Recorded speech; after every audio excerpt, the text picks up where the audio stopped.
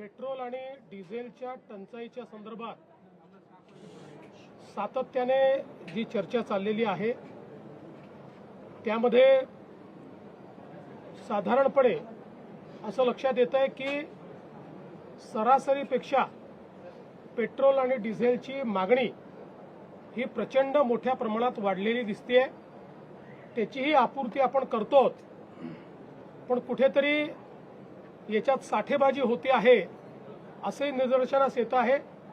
त्या संदर्भात पुरवठा विभाग आणि गृह विभाग हे जॉईंटली आता कारवाई करतील। मी केवळ आपल्या निदर्शनास आणू इच्छितो की पेट्रोलच्या संदर्भात जी काही सरासरी वापर आपला आहे, मागणी आपली आहे, त्यापेक्षा 23% जास्त आता आपण पुरवठा करतो। 23% मागणी वाढलेली आहे आणि डिझेलच्या संदर्भात तर ही मागणी 52% वाढलेली आहे। 52% जास्ती पुरवठा आपण करतो।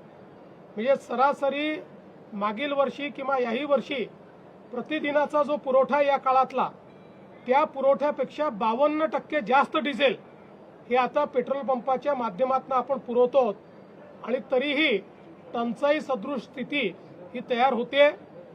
त्यामुळे अगदी उदाहरण द्यायचं झालं तर अकोल्यामध्ये 154% जास्त खपत झालेली आहे किंवा छत्रपती संभाजीनगर, बीड, भंडारा, बुलढाणा, चंद्रपूर, बुलढाणा, त्यानंतर गोंदिया, हिंगोली या सगळ्या भागांमध्ये 70% जास्त ॲडिशनल खपत ही त्या ठिकाणी झालेली आहे, ज्याचा पुरवठा हा आपण केलेला आहे।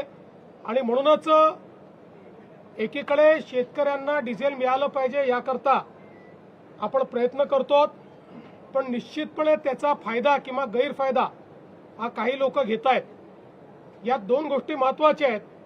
एकीकडे नॉर्मल पेट्रोल डिझेलची खपत वाढलेली आहे आणि त्याचवेळी कमर्शियल जे ऑइल आहे, पेट्रोल डिझेल आहे, याची खपत मात्र थोडी कमी होताना दिसते आहे। याचा अर्थ नॉर्मल ही जी वाढलेली त्या ठिकाणी खपत आहे ती कमर्शियलकडे वळवली जाते आहे का याची पडताळणी करणं गरजेचं आहे।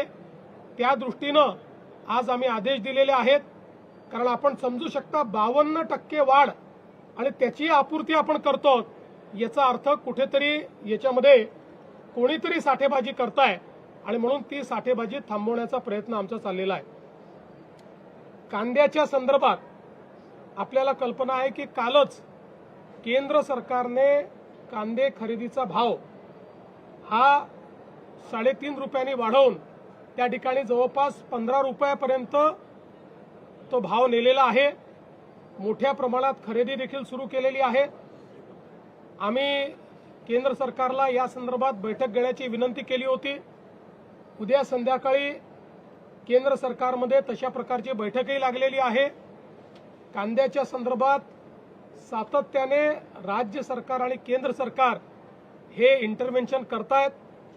15 रुपयाची खरेदी ही आपण सुरू केलेली आहे। मार्केट इंटरव्हेन्शन आपण सुरू केलेलं आहे।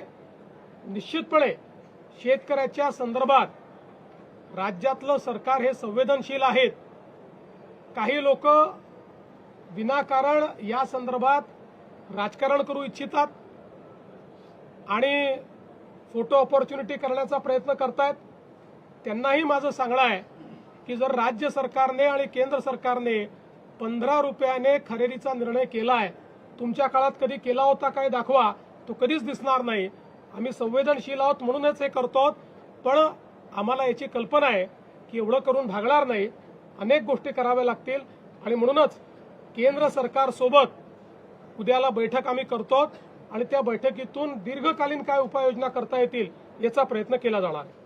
काही नेत्यांकडनं सर या कांदा प्रश्नाच्या अनुषंगाने राजकीय आंदोलन सुद्धा केलं जातंय, त्याबद्दल काय? 100% राजकीय आंदोलन आहे। म्हणजे कांदा कापल्यानंतरही ज्यांच्या डोळ्यात अश्रू येणार नाहीत अशी मंडळी आता अश्रू ढाळण्याचा प्रयत्न करतायत। पण मी स्पष्टपणे सांगतो, महायुतीचं सरकार कांद्याच्या संदर्भात संवेदनशीलतेनं काम करण्याचा प्रयत्न करते। नाशिकमध्ये आहे ते आंदोलन पाहायला मिळते, कारण की रस्त्यावर करून हे आंदोलन करतात, रस्ता रोको करण्याचा प्रयत्न केला. नाही, मला असं वाटतं की फोटो ऑपॉर्च्युनिटी चालली आहे, ते विरोधी पक्षात आहेत, त्यांचं काम आहे ते दाखवून राहिले आहेत. सर, काँग्रेसच्या खासदार प्रणिती शिंदे आहेत, वारंवार मोदींवरती टीका करतात. पुन्हा एकदा त्यांनी एक टीका केली आहे. त्यांचं असं म्हणणं आहे की ट्रम्प तात्या जसं बोलतात तसं मोदी सगळं करतात, असं त्यांनी. असं आहे की प्रणिती शिंदे या पहिल्यांदाच खासदार झालेल्या आहेत, पूर्वी आमदार होत्या. अपेक्षा आहे की अशा लोकांनी मॅच्युरिटीने बोललं पाहिजे, पण कोणी इमॅच्युरिटी दाखवली तर त्याला आपल्याला सांगता थोडी होतं. आता एवढी जर इमॅच्युरिटी असेल, म्हणजे आपण कोणाबद्दल बोलतो आहोत, काय बोलतो आहोत, या संदर्भात जर भान राहत नसेल तर अशा लोकांना जनताच त्यांचं स्थान दाखवेल. सर, एक बार हिंदी में सर,